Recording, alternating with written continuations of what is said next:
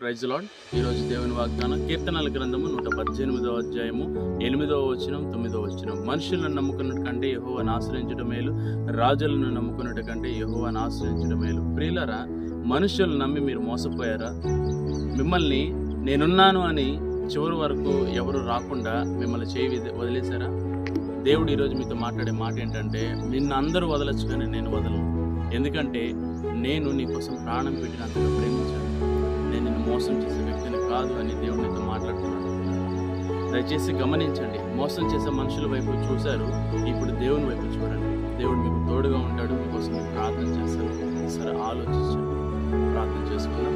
గొప్ప దేవ, మహోన్నతుడైన వందనాలు తండ్రి. దేవ, మోసపోయిన మా హృదయాలను దేవ మీరు బలపరిచి మరొకసారి మేము పరిస్థితిలో ఉన్నప్పుడు సహాయం చేయమని, ఈ యొక్క వాగ్దానం ప్రతి ఒక్క బిడ్డల మీద నెరవేర్చమని నజరేయుడైన యేసు నామములో ప్రార్థన చేసి అడిగి పెట్టుకుంటున్నాం తండ్రి. ఆమేన్.